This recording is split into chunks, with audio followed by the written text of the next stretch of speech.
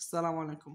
আমরা ডিসি সার্কিটের ৭ number class এখন সমাধান করব। এখানে একটা সহজ অঙ্ক দেওয়া আছে।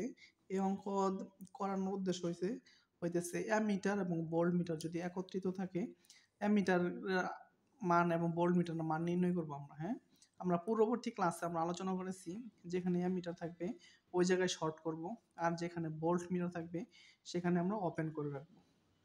কারণ ভোল্টমিটারের অভ্যন্তরীণ রেজিস্ট্যান্স অনেক বেশি, অ্যামিটারের অভ্যন্তরীণ রেজিস্ট্যান্স অল্প মানের, এই জন্য শর্ট সার্কিট হয়। তাহলে আমরা অ্যামিটারের এই জায়গায় শর্ট করে দিলাম আর ভোল্টমিটারের এই জায়গায় ওপেন করে দিলাম। তাহলে দেখেন এখন আমার সার্কিটটা এইটুকু মিলে একটা সার্কিট, হ্যাঁ? সার্কিট হলো কারেন্ট যে পথে গিয়ে আবার ফিরে আসে, এইটুকু পথই হলো সার্কিট। তাহলে দেখেন এইখানে কিন্তু কারেন্ট গিয়ে যাওয়ার কোনো রাস্তা নাই, এই জন্য এটুকু দিয়ে কারেন্ট যাবে না, এখানে রেজিস্ট্যান্সের মান ইনফিনিটি। তাহলে আমরা দেখেন টোটাল রেজিস্ট্যান্স কত হবে। টোটাল রেজিস্ট্যান্স আমরা যদি এখানে লিখি, হ্যাঁ, টোটাল রেজিস্ট্যান্স হবে আর টি সমান সমান কি, এই দুই রেজিস্ট্যান্সের যোগফল 3 + 5 8 ওহম, হ্যাঁ। আর আমরা জানি আইটির মান কত, টোটাল কারেন্ট, টোটাল ভোল্টেজ বা total resistance, I equal to V by R, V 16 R রেজিস্টরের মান হচ্ছে 8, তার দৌড়ে 16, 2 অ্যাম্পিয়ার কারেন্ট, হ্যাঁ। তাহলে আমরা কি এখান থেকে 2 অ্যাম্পিয়ার কারেন্ট বের হয়ে এদিক দিয়ে আসে এখানে চলে আসবে। তাহলে আমার অ্যামিটারের উপর দিয়ে 2 অ্যাম্পিয়ার কারেন্ট যাচ্ছে, সেই জন্য আমি বলতে পারি কি অ্যামিটার রিডিং 2 অ্যাম্পিয়ার। এখন দেখেন ভোল্ট মিটারটা কার আড়াআড়িতে লাগানো, হ্যাঁ। ভোল্ট মিটারের এক প্রান্ত এইখানে লাগানো আর ভোল্ট মিটারের এক প্রান্ত এইখানে লাগানো। তার মানে ভোল্ট মিটার এখানে লাগানো, তো এই 5 ওহম রেজিস্টর কর্তৃক যে ভোল্টেজ ড্রপ হবে এটা ভোল্ট মিটার শো করবে, হ্যাঁ। তাহলে আমরা দেখেন, তাহলে আমরা জানি কি ভোল্ট মিটার যদি আমরা লিখি এখানে, হ্যাঁ, ভোল্ট মিটার এখানে নাম দিলাম আমরা B5, 5 ওহম রেজিস্টরটাই ভোল্ট মিটার দেখাবে আর কি, হ্যাঁ। এই জন্য আমরা B5 দিলাম। আমরা জানি কি B equal to IR, I মানে কত, এখানে টোটাল কারেন্ট যাবে এই সার্কিটের ভিতর দিয়ে, আর 5 মানে 5 ওহমের রেজিস্টর।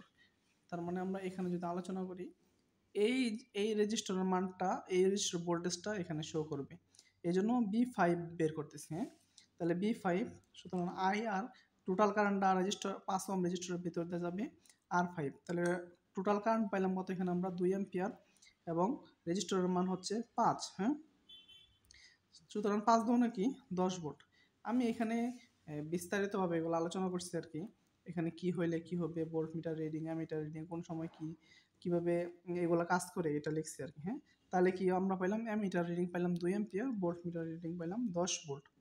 তাহলে দেখেন আমরা যদি এইখানে আমার যদি আমি অন্যভাবে কেবিএল প্রয়োগ করে বের করতাম, আমি বলছিলাম আগেই ভোল্ট মিটারের যেই পাশটা নেগেটিভ সাইড, এই পাশে নেগেটিভ দিবেন, আর ভোল্ট মিটারের এই সাইডটা কি পজিটিভ, এই জন্য পজিটিভ দিবেন এখানে।